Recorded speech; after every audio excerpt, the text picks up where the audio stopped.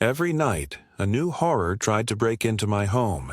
Content warning: the stories you're about to hear include references to violence, death, and self-harm. If that's something that affects you, please take care of yourself and consider skipping this one. I said that line the way you'd say a weather report. Simple, flat, because the alternative, feeling the thing behind that sentence, makes your chest climb into your throat. I've collected these accounts over months, tracking calls, note cards, late texts, and voicemail fragments that began at some timid hour and ended in a noise you can feel in your molars.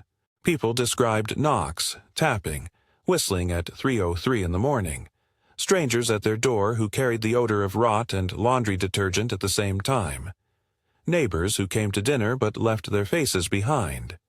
Each night, different story, same attempt, something testing the line between outside and in.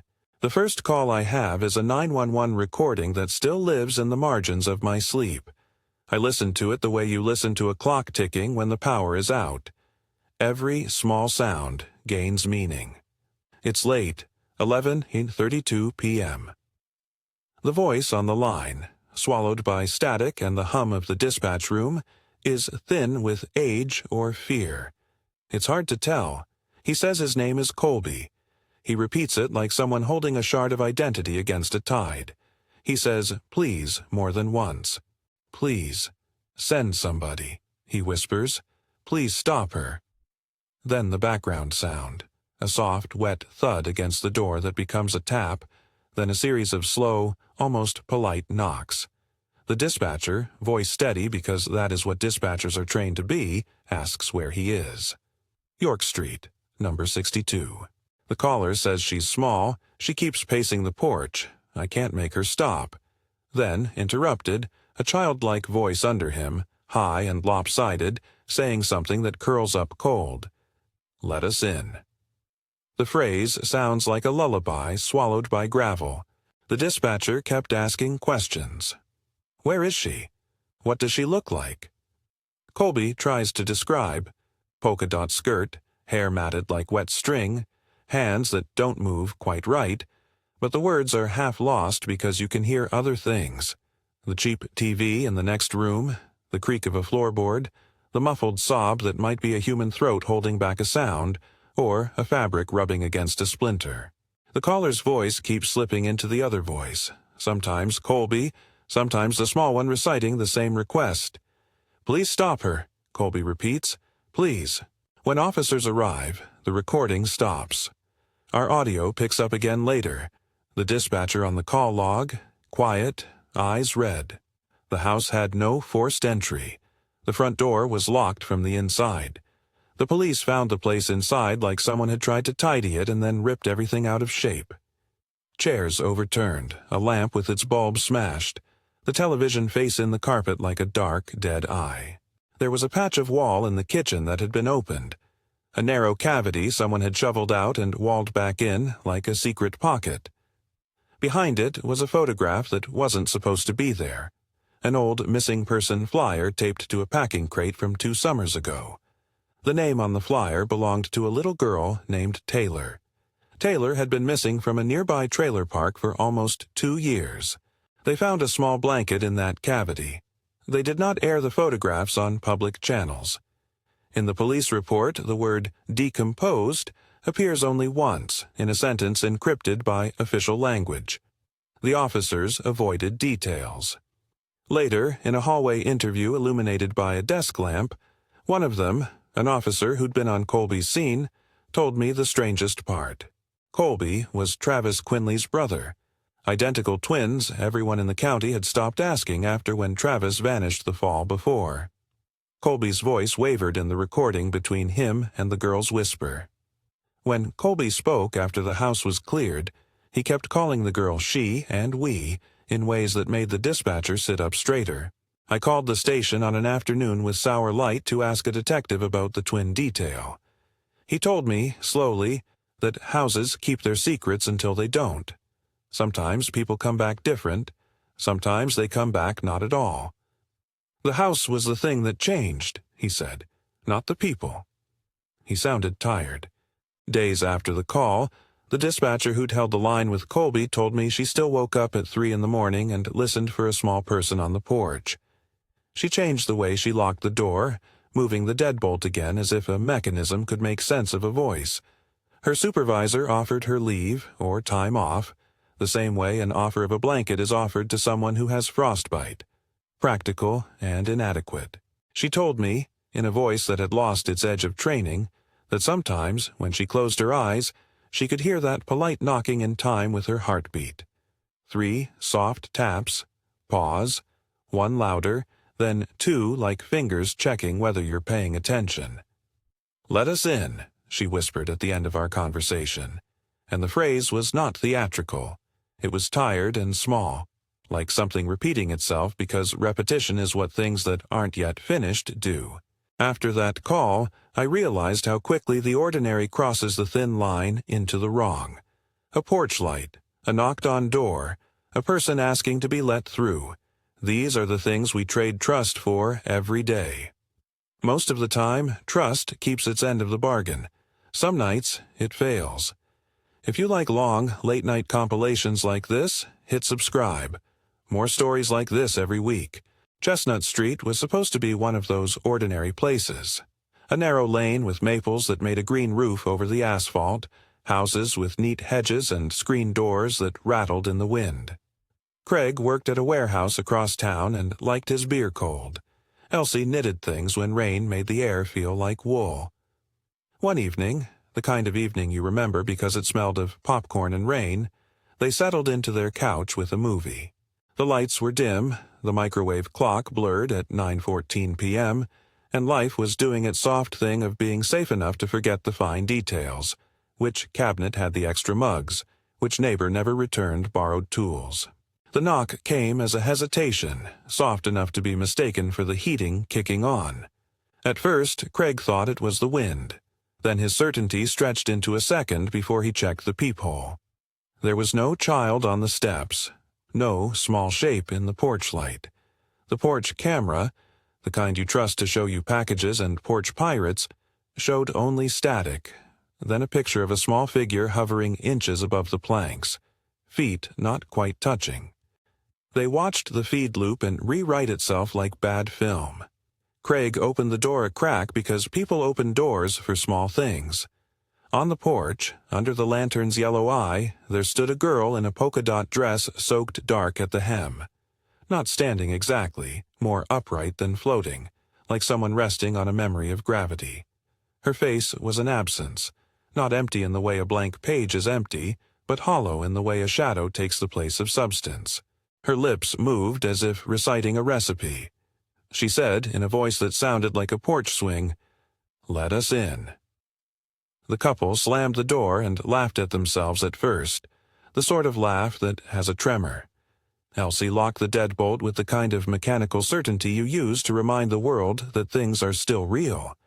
The word neighbor usually carries comfort, but that night comfort turned on its heel. At first they thought it was just one child.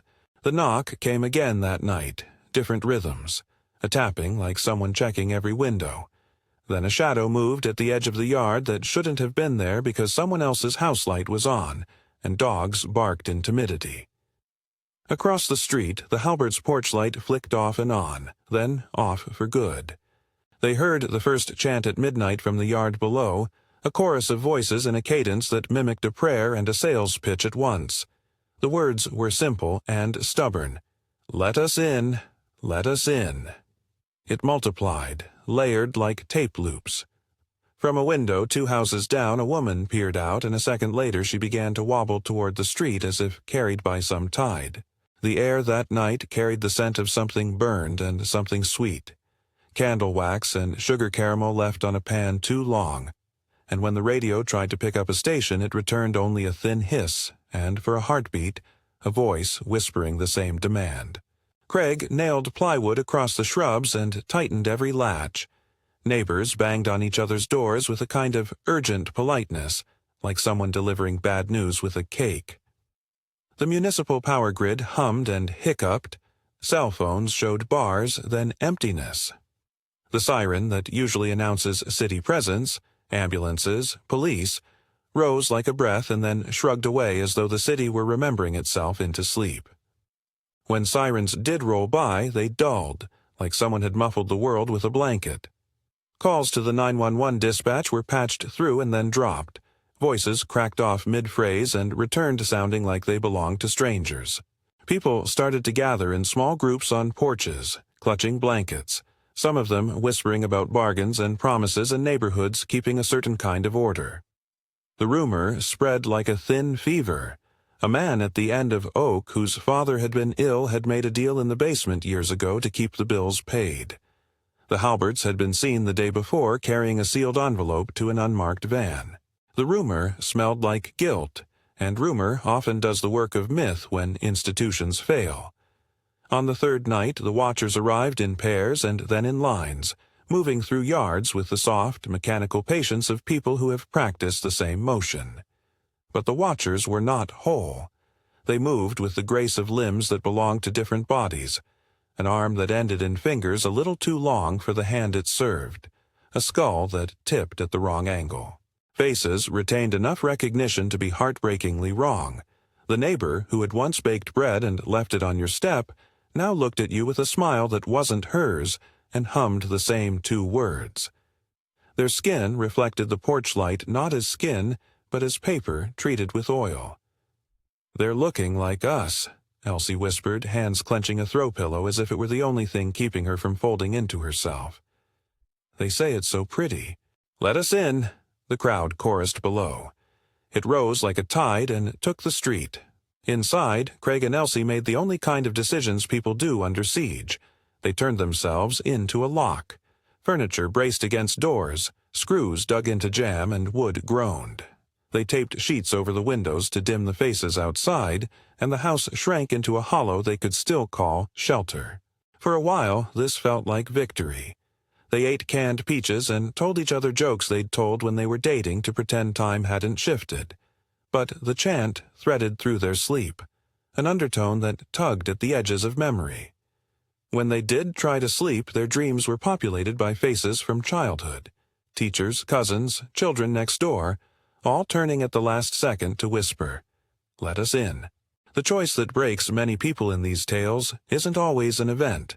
It's an accumulation, an erosion of resolve under pressure.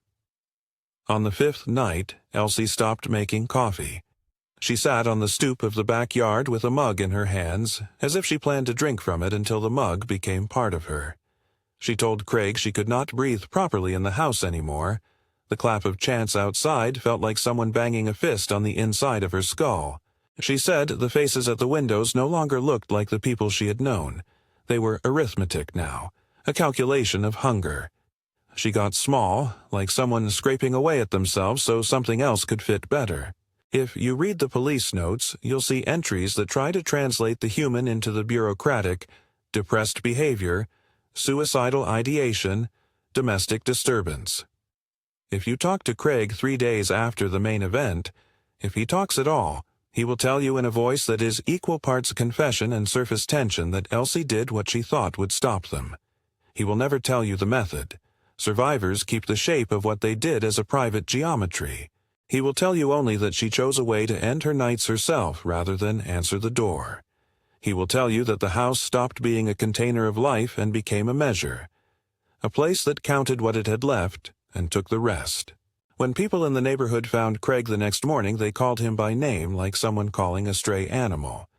He had been on the porch, fingers raw from working the locks, eyes hollow with that particular grief we respect in silence. Later, when the cameras were pieced together and screens rewound and made to speak, some frames showed Craig, eyes glossed with exhaustion, standing with the porch light off because that's what broke him. A single night on which his hands found the latch and opened a door he had sworn never to open. What came through that threshold was not easy to explain. It wore a crowd's memory of faces and the scent of 1,000 small kitchens, stale coffee and hair oil, and it sang like a choir of used voices. It didn't need to break down the house. It only needed to be led across the threshold. Craig told me later, weeks into the fog of what follows such nights, that the sound of them crossing the threshold was like someone pouring rain into a cup too small to hold it. A slurping, a rustle, a washing of sound as if the house itself were bringing in the street. Chestnut Street learned something then that neighborhoods seldom realize until it is too late. Trust is a tender hinge. Once it cracks, it invites all manner of things to test it. When Craig told his story to me, he made a small noise I can only describe as a swallow of memory. He was careful in places that would make listeners comfortable. He left out what he couldn't bear and told me details he thought would prove he had been a man with options. People ask why someone would open a door under those conditions. Sometimes people believe there are reasons like bargains, like deals made in dark rooms. Craig's answer was simpler and, to my ear, more terrifying, because after a while the people outside sounded like the only ones who remembered your name. That phrase, "Let us in," kept unfolding across these accounts. Sometimes it was a whisper, sometimes a chant, sometimes a polite knock with an etiquette of its own, but it always asked the same thing. Say it enough nights, and you begin to hear it in places where no one else can hear it. My own phone would pick up voicemails of static and, under the fuzz, a voice practicing the words like someone rehearsing lines.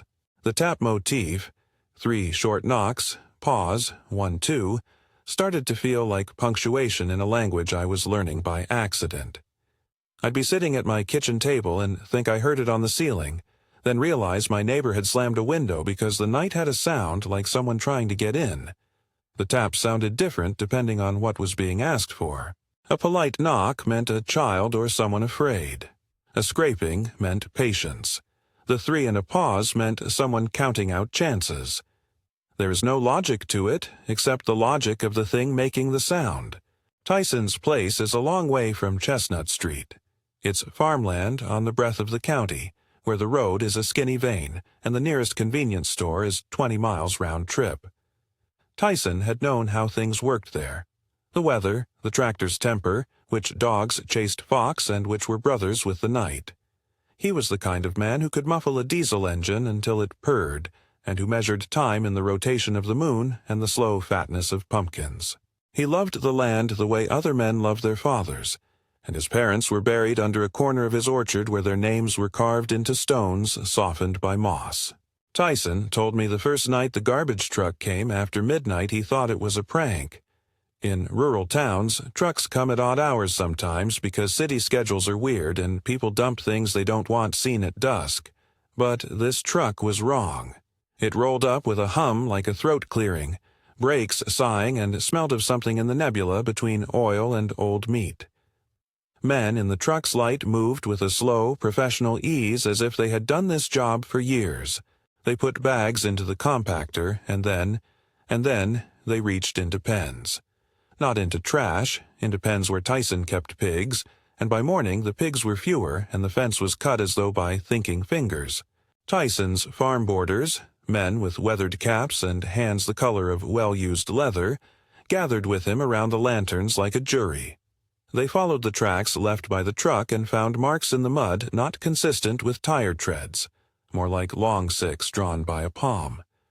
The neighbors shrugged at first because people around there are used to things. Loose cattle, coyotes, teenage kids doing terrible things. But each morning brought more evidence. Animals dragged into the ditch, their hides torn but not in a way that any local butcher would have recognized. It was as though the body had been unbuttoned by an absent seamstress. Tyson tried to make a report. The dispatcher he got through to told him to file it at the county office and promised an officer would be dispatched. An officer did come, driving slow past the field like a man aware of the distance between the city and the country. He looked at the torn fence, the tracks, and took notes. He offered, as officers sometimes do, a theory rooted in the mundane. An organized group, illegal animal control, kids playing a game that got out of hand. The officer's voice on the recorder, however, has a crack in it that sounds like someone editing themselves in mid-speech. He asked Tyson if anyone on the farm had been in with outsiders recently. Tyson thought of his brother, of lost livestock, of the way the truck's taillights looked like a string of wet beads disappearing into the night. A week of this behavior frazed the edges of sleep. The men at Tyson's farm began to set out lights and weapons, and then discovered that weapons are not always the answer, because this thing came without warning and not always in a form you could identify. Once they tried to follow the truck only to find roadways that led in circles. Once they cornered a figure in a barn and found instead a stack of old coats folded neatly as though someone was in a hurry. The community had its own rights of defense. Dogs that used to be bold would not come near the gate at night. An elder neighbor left out a bowl of salt which, according to local superstition, would make a creature pass by. If the thing was passing, it respected household rules. Sometimes rules work long enough to be convincing. Then there was the night the truck came and didn't leave. Tyson told me he heard laughter through the barn wall at 3 a.m, like someone playing a record in a hallway. He got up, grabbed a flashlight, and walked toward the sound, which grew not in amplitude, but in density, like someone filling a room with sound that smelled faintly of rust. Under a distant sky, the truck's silhouette slunk across the field, lights like unblinking eyes. Men in the field raised pitchforks and shotguns and, for the first time, called the truck by name, garbage men, because familiarity is a human attempt to wrinkle terror into a smaller shape. As they approached, the men at the truck opened a compactor, and there were things inside wrapped in plastic that made the air tremble. An animal's shape and a shimmer that was not the way we imagine guts, but the way we imagine a city's dark engine. The truck drivers moved with the efficiency of those who have come often, and they spoke in voices smoothed by habit. "We've got a collection to make, sir. We're behind tonight." One of them had a name tag that read nothing, and when Tyson tried to get close, the man turned as if he'd been surprised by his own reflection and smiled a way that made Tyson remember a man he had loved who had been gone a long time. Tyson reached out one night, fueled by a hybrid of anger and the farmer's stubbornness, and tried to stop the truck.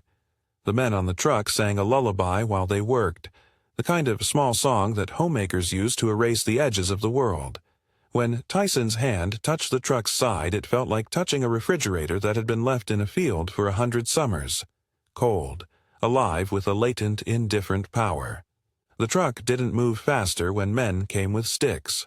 It only hummed in a frequency that pressed on the chest, a pressure you experience when you try to breathe water. He told me in a voice rough with the memory that the creatures in the truck didn't exactly speak, but they could imitate. They could make a child's voice sound exactly like the memory of your sister calling you from the yard or a neighbor's grumble from the stoop. That, more than claws and teeth, made people do things they never thought they would. Leave doors open to see, to check, to call someone else's name and be reassured, only to find that names are easily imitated and the voices on the other side are a lie that knows you.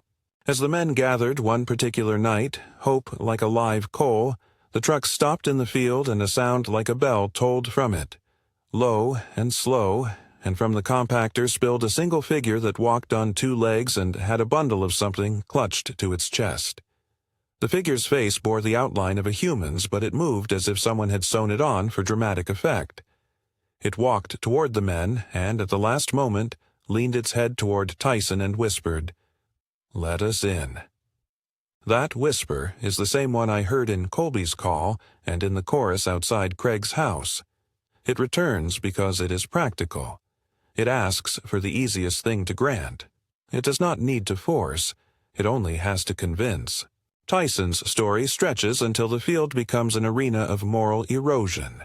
Some neighbors left, some barricaded doors, a few, and there is no glamour in the way I say this, made arrangements and did not come back. When the county came to make an official sweep, their report was thin and technical and smelled faintly of dismissal. Rodent activity, it suggested in one line, as though a compactor of a large truck could be equated with mice. Words do this job when we do not want to say something that might undo us. When Tyson's son, who had been away at school, came back, he found a house that smelled like bleach and something worse, a farmhouse whose axis had been tilted. Tyson himself left the land with a pack of tools and a look in his eyes like a man who now listens for the rhythm of non-human steps. He sleeps with a lamp on and keeps the door unlocked sometimes, Not because he trusts it, but because unlocking it seems to be a daily choice he must make to prove he still exists. I tell these stories not to scare you for the thrill of it, but because these are the ways people try to name what happens when a threshold fails.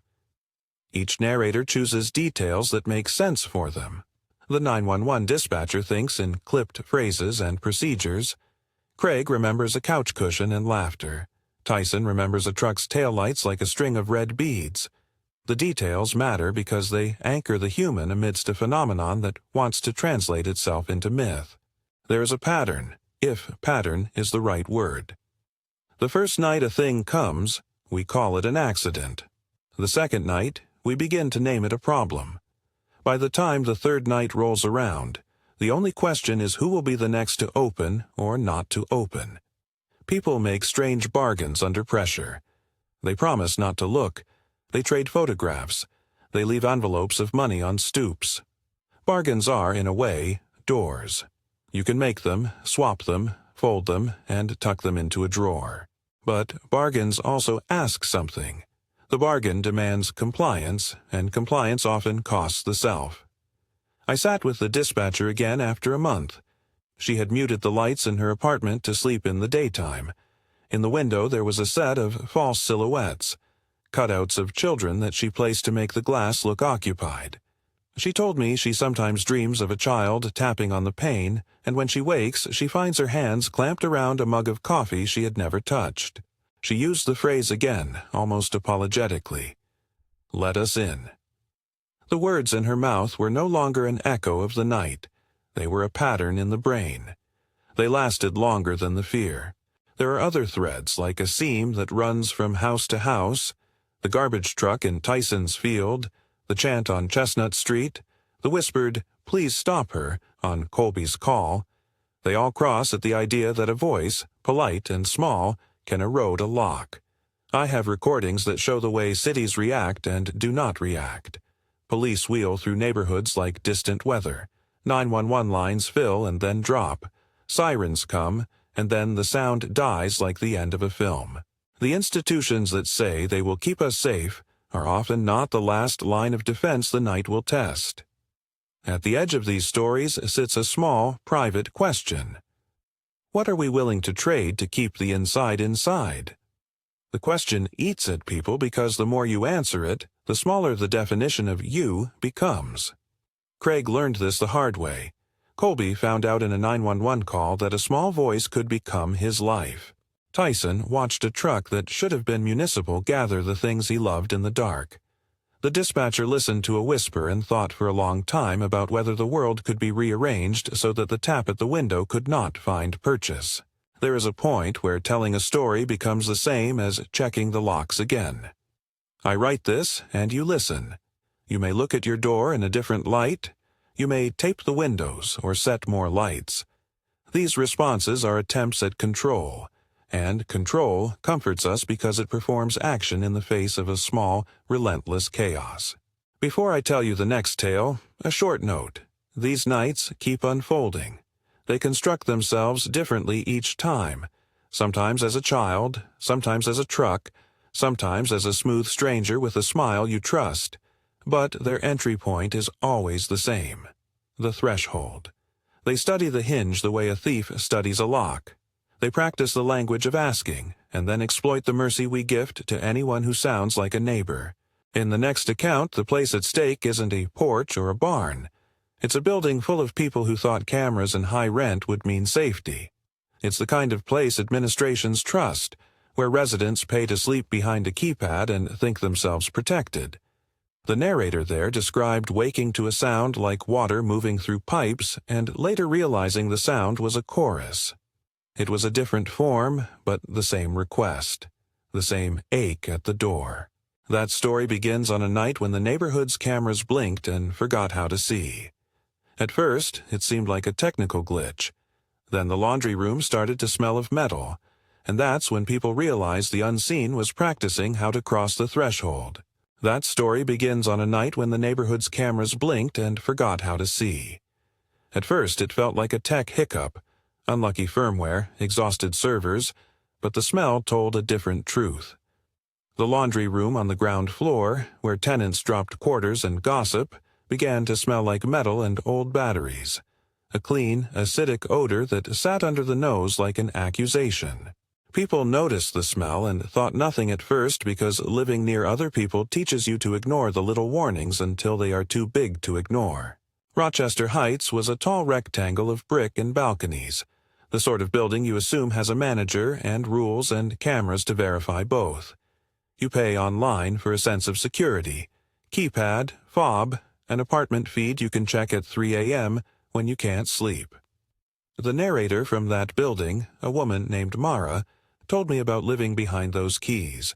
She paid her rent on time, liked her neighbors from a distance, and kept curtains partly open like a ritual to remind herself she was not entirely shut away. The first real sign that the building had been mistaken for something else came not through the camera, but through the laundry room. A resident found a dog there, tied up, too clean to be a stray, too small to be a guard dog, its coat dusted with something like flour. The dog's ribs were visible beneath the dust, but it was breathing, and when they called maintenance, the dog was gone by the time they returned. Someone left a note on the bulletin board. "Camera down. Do not leave items in laundry." It read like an administrative shrug. Harold lived on the 4th floor. He had been there for years and was the kind of tenant who made it his business to know everyone's comings and goings. He paid in cash sometimes, kept jars of things along his windowsill, and had a way of smiling that revealed both teeth and a habit of looking directly at people's private places. Shoes left at the door, letters on tables, the precise way someone left a half-drunk cup. Harold began to collect things other people left behind, small kindnesses or treasures misplaced. When the smell started to trail through the stairwell like someone carrying an antique radio, Harold's curiosity lined his pockets like a friend. The building's cameras, when they still worked, recorded static and strange visual errors. A feed would show a hallway, then stutter into frames that seemed to have been painted over with the inside of a mouth. At 3 a.m. one morning, multiple tenants woke to a clatter from the ground floor. The laundry room video showed a figure arranging clothes into a pile that moved as if inhabited. The figure was robed in something that stitched and clicked like dried leaves. The camera cut to black. Later, when maintenance tried to review the footage, it was like someone had fast-forwarded a tape and then pressed their palm to the spool. A dog was found in a dryer the next day, but it was too late. The animal's eyes were gone in the way eyes are absent when you stop looking and convince yourself you never had reason to look. Animal remains began to appear in unexpected places. A skinned raccoon on the roof, a bird that looked like someone had ironed it flat and laid it on the hood of a car. Tenants left notes asking management to do something. Management sent a form letter. The form letter was the modern equivalent of a housemaid sweeping dust under a rug and then mailing you a receipt for the broom. Harold started staying up later. He set his own camera, one he swore was different. What he captured in the small file he let me see was a procession. Robes, a slow geometry of people moving so close together their shadows pooled. They were neighbors whose clothing looked familiar but whose faces never resolved because they seemed wrapped in the impression of faces. They placed jars and buttons and things on the stairwell like offerings. Harold called these gatherings committees at first, the word used to soften what was happening. He told me that the people who came to the stairwell sometimes had words to trade, gentle and formal. "We need a place to rest our bell," one said, as if talking about an instrument. They left a small stack of coins that were not currency and a folded paper with neat, unreadable script on it. Harold put it on his windowsill next to the jars. What drew a line under the ordinary and made the building itself feel like something asked to be crossed was not only these small things, but a noise that started to build in the laundromat.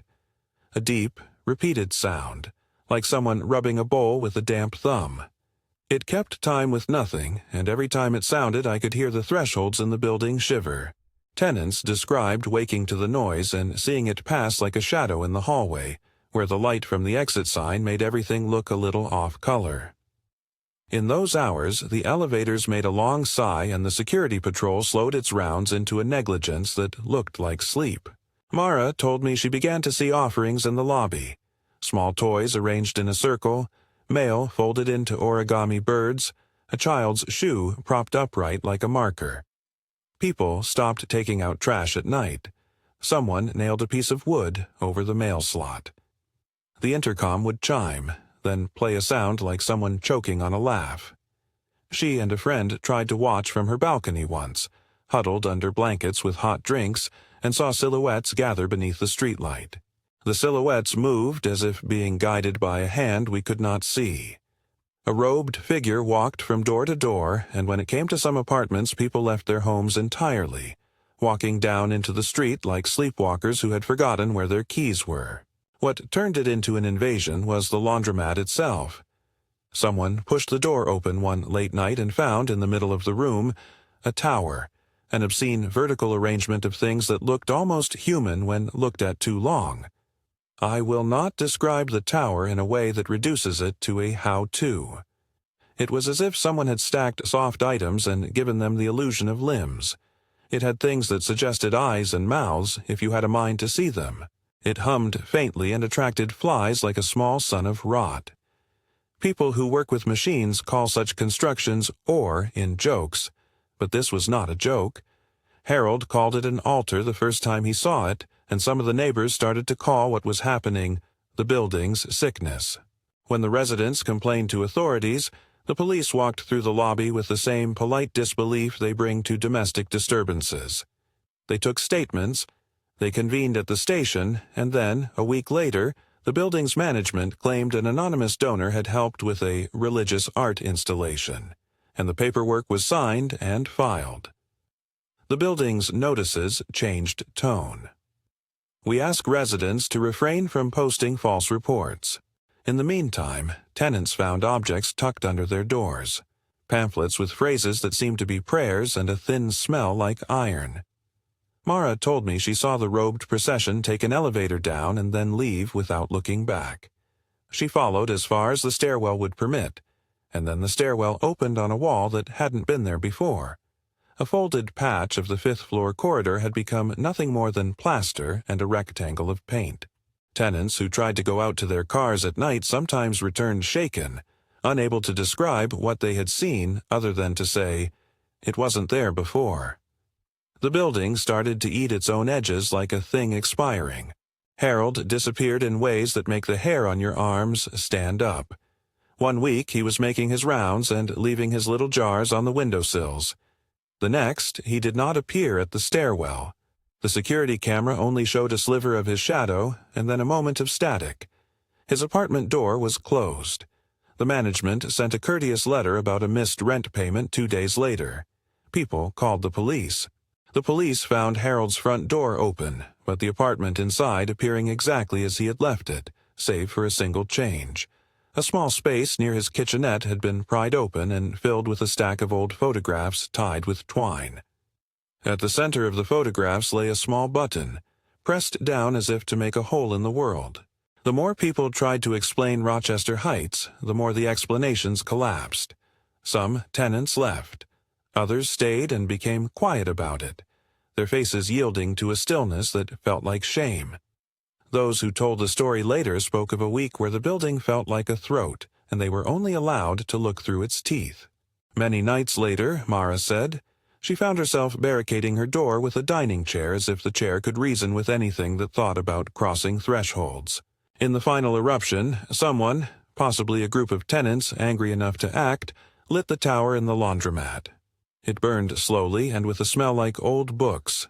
Smoke alarms, which had been reliably indifferent for weeks, began a steady wail.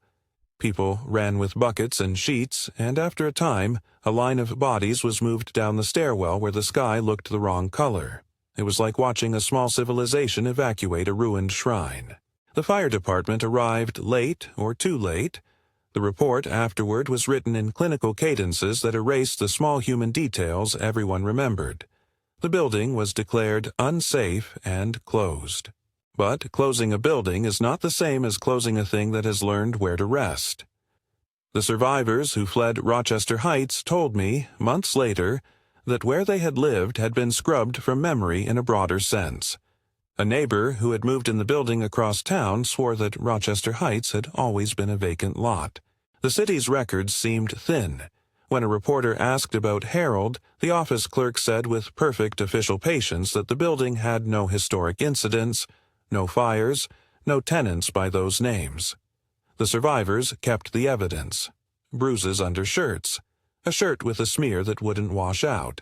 A photograph Harold had left behind of a child he didn't recognize. They slept with the lights on and found, one morning, a small white button tucked under their pillow. Rochester Heights proves an important point in these narratives. Sometimes the threshold they test is not just your front door, but the agreed-upon limits of memory and record.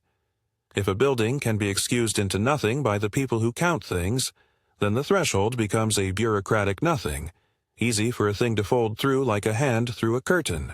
Outside the city, there are neighborhoods that make rules for the night. In a suburb I visited, they called it the Whistler tradition. They nailed heavy canvas shutters to their windows and covered them in paint that must have been chosen for its ability to look like absence. The rule was simple and old. Do not look at the Whistler. Lock your shutters at 3 a.m. and keep your curtains closed until noon. The family who told me about it, Mark and June and their son Holden, had learned the tradition from the old folks on the corner who still remembered ration coupons and bomb drills. The Whistler is a local myth, they said, but myths operate like plumbing. If you don't check the pipes, something will find its way into the sink. It started with a single sound, one winter night. A whistling that threaded through the neighborhood like wind through a chimney. It hit at 3:03 a.m., a thin, tuneless whistling that seemed to fit perfectly into the shape of the hour. The family shut the shutters and held their breath. Outside, a figure moved, only a shadow in the streetlight, a single person moving with an odd gait. Holden, a boy of 12 with a taste for trouble and a cousin's dare in his pocket, looked out anyway. He swore later that the Whistler's face was the kind of thing a child should never have to understand. Not quite a face, less an absence than a suggestion of one. At their door, someone left a manila folder. The envelope contained a list written in neat script and a line that read, "The rules are the rules." It also contained the name of a local committee, a thing the family had not heard of, but whose presence seemed old and official at once.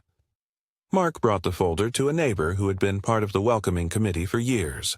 The neighbor's lips went pale, and he told Mark, "Do what it says. It is better this way."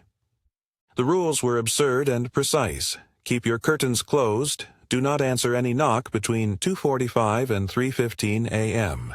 If a child appears on your porch, do not look at its face. If the Whistler taps your glass, do not respond.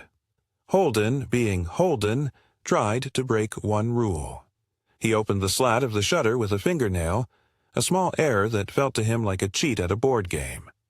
For a laugh and a breath of bravery, he looked, just a second, to the street.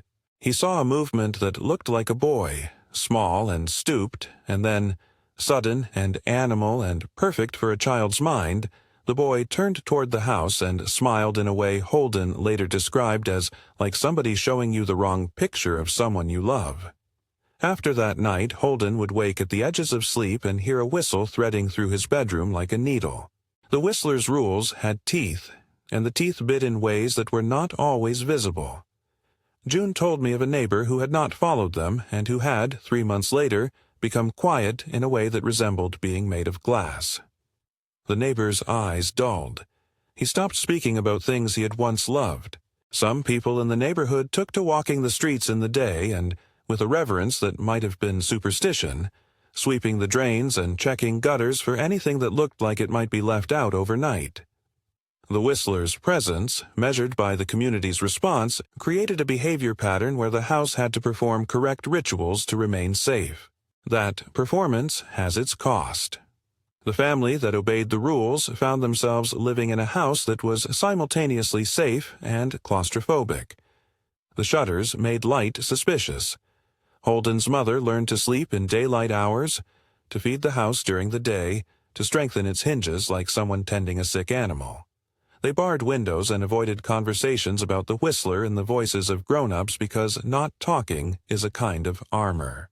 In the end, the whistler did something the others do. It reminded people that the boundary between your life and the night is not just physical. It's a contract you renew every evening. I drove out one evening after hearing about the whistler to see the west wind that towns mention as if it were a person. The diner that stands at the edge of a state road, the kind with formica and a counter worn to a shine by decades of elbows, is where the town gathers, especially when the wind blows. They called it the West Wind, as if naming it might keep it honest. Rosanna worked nights there for years, and Tony ran the grill. They had the kind of knowledge that belongs to people who spend their lives listening to other people's stories. When the west wind came, it carried a smell like copper and wet coal, and sometimes an indistinct chorus that sounded like someone reciting a long, patient grocery list.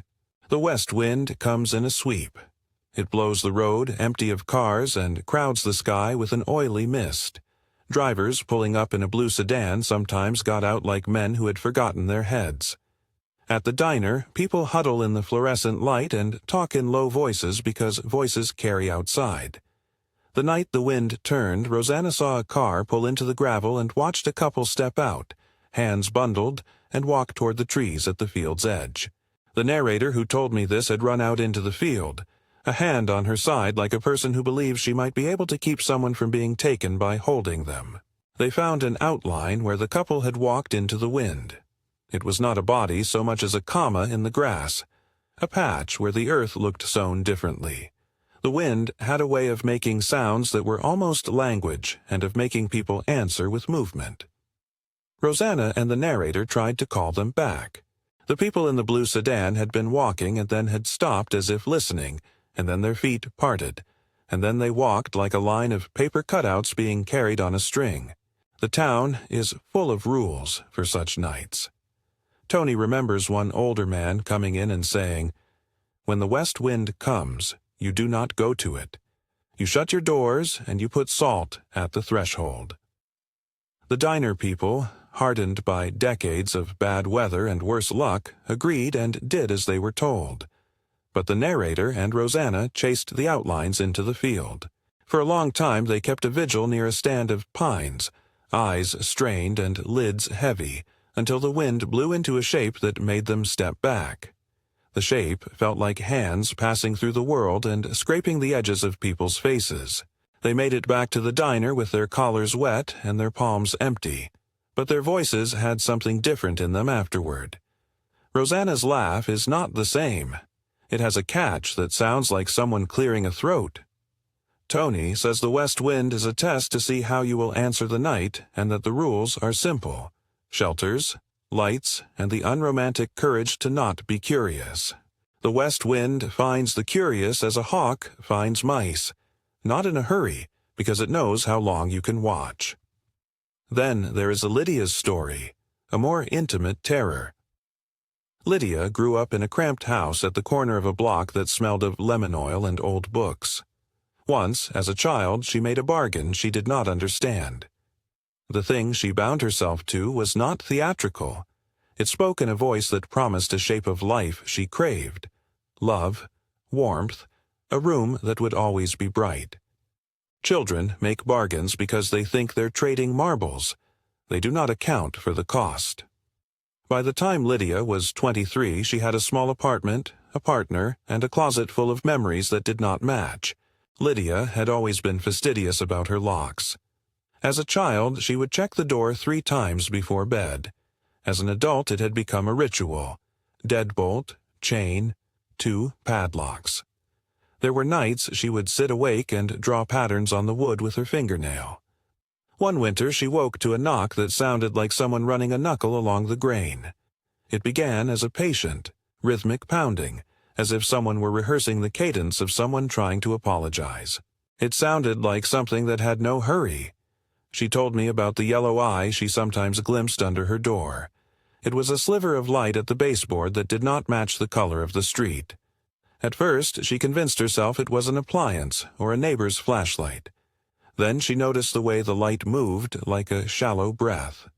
The knocking intensified until the frame of the door vibrated with the insistence of something that had learned to count.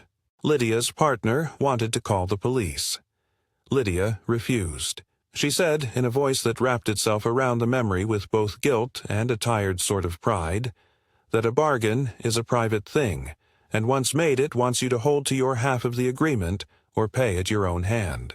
The knocking paused sometimes to allow a whispering under the door, a voice thin and precise that would say, "We remember what you promised." Lydia told me the voice never named details, never said what she had given, only that it remembered, and that remembering required access. One night the slats in the wood thinned, and a small yellow disc peered out like an eye from a child's toy. But this eye felt older than a toy. It watched them both as if measuring heat. Lydia said she could not bear to look up from the carpet. She had felt the bargain's teeth close around the months of her life and decided that the only shelter she had between herself and the thing was the degree to which she could refuse to open the door. Her partner said later that Lydia sometimes hummed to herself as if to drown out the sound, and that once they contemplated opening the door not as surrender, but as mercy. The decision was carried in the same way grief is, slow and absolute.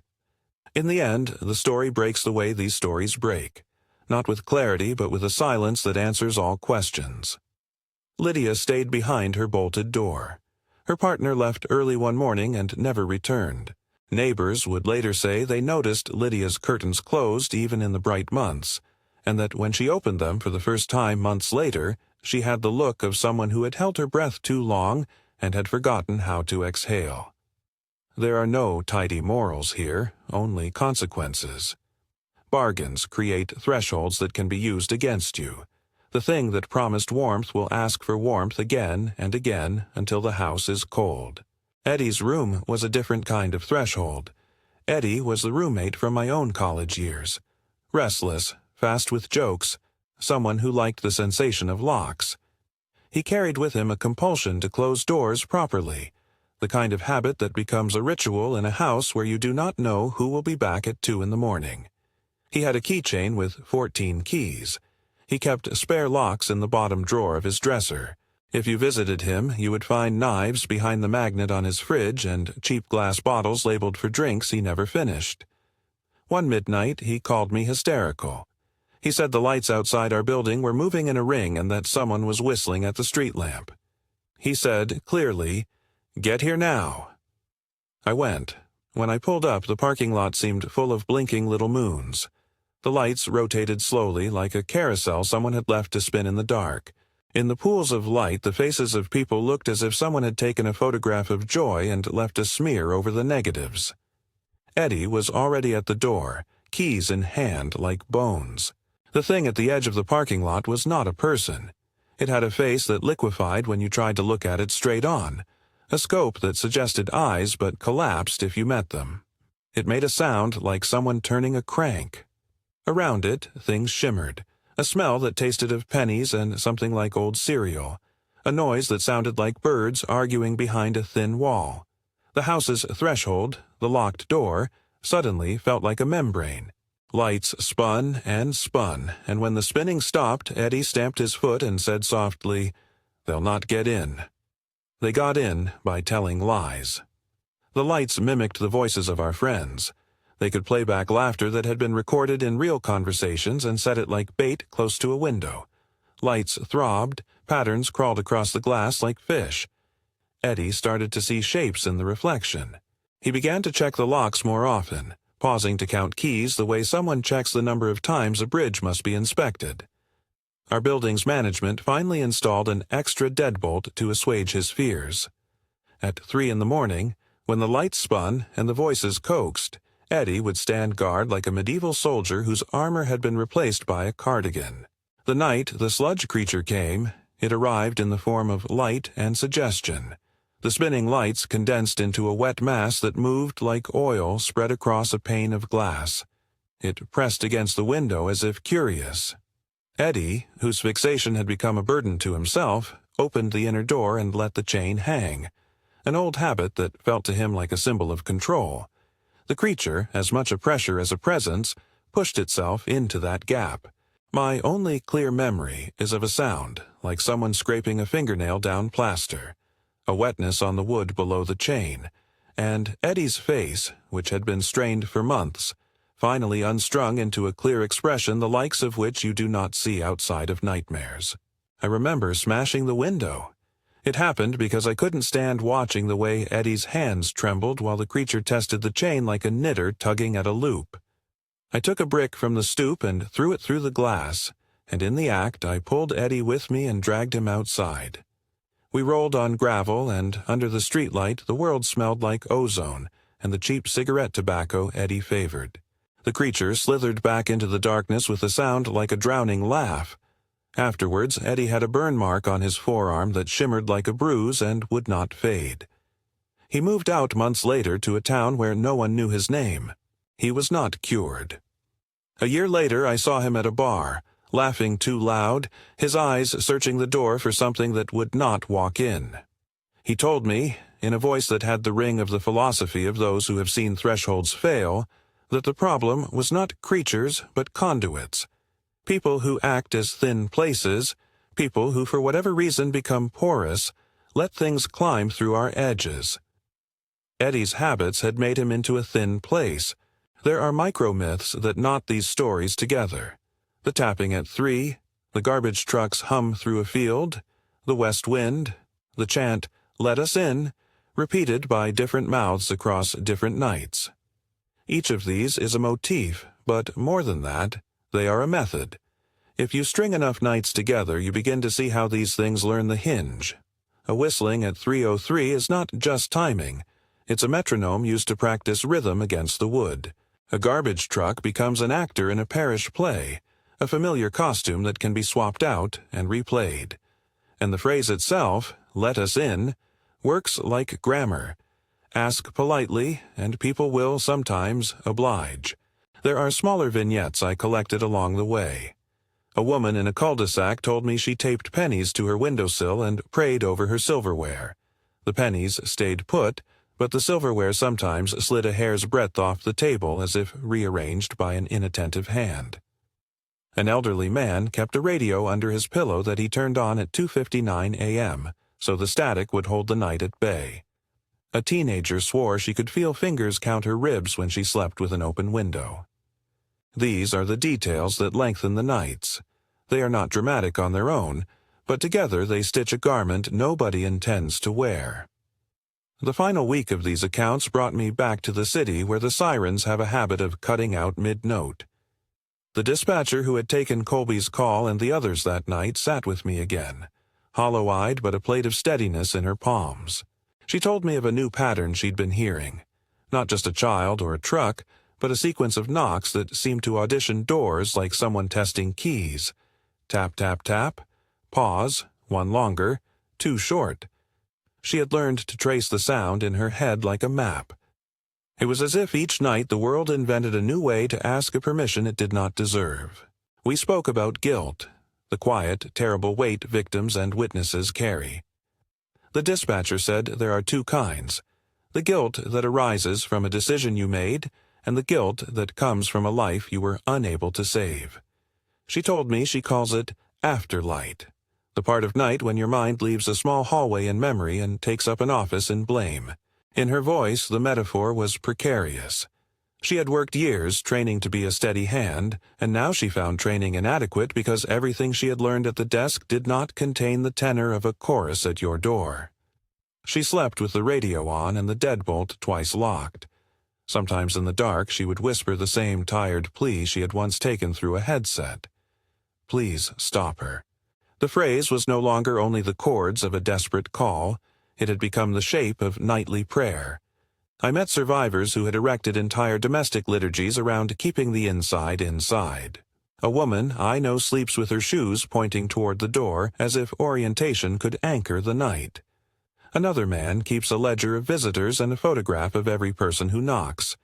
They have all turned their houses into texts they interpret every night. They listen for taps and count them like a language you are trying to read without knowing the alphabet. It becomes a job, this chronic listening. Some people become functionaries of fear. They inventory, they record, They repeat names aloud to prove someone else exists. And yet the world presses. The sirens still sometimes cut out. 911 call logs show fragments that trail like a thought. Sessions end mid-sentences. I have been told by officers that radios drop, that neighborhoods become islands for the duration of certain nights and then snap back into the grid as if nothing had happened. That snapping back is the most dangerous part because institutions want to believe in a single, tidy explanation that fits an insurance form. Meanwhile, the houses keep the stains. Houses do what houses do. They remember. The closing pattern across these tales is not theatrical. It isn't monsters coming once and being vanquished. It's more mundane and more insidious. Repeated testing. They try a knock one night. They try a whistle the next. They experiment with a blue sedan and then a garbage truck. Some nights they mimic the voice of someone you loved. Some nights they appear as weather, as men in uniforms, as children who should not be there. Each experiment asks the same favor. Let us in. The favor, once granted, is rarely repaid with mercy. By the time I had stitched these stories together into a single evening of listening, something had changed in my own apartment. I started leaving a light on by the hallway, a small amber lamp that made shadows look tidy and less like fingers. I taped a circle of paper to the peephole so the lens would not capture ghosts in the night. I found myself checking the lock twice and then 3 times because checking felt like action. Action felt like reason. A friend who reads old superstitions sent me a bumper sticker that read, "Mind your thresholds," and meant it as a joke. It has become a kind of talisman. The people who lived through these nights are not heroes in the way stories want to make them. They are ordinary. Dispatchers, farmers, couples who liked television noise, a man who kept keys. They become small monuments of endurance. Some became empty shells. Some found new ways of living. The common thread is their altered sense of domestic space. The home is not a set of walls anymore.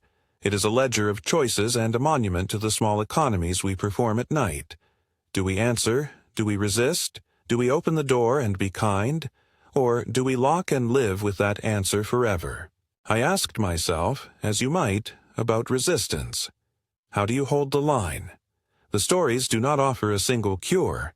They arrange themselves around practices and errors, both illuminating and maddening. Some houses survive by becoming small and private, their occupants withdrawing like animals into burrows. Others become centers of light and noise and community defense, people shouting back to the night in the clear story because community can sometimes be a better lock than metal. But this only postpones the calculus of trade. It does not remove it.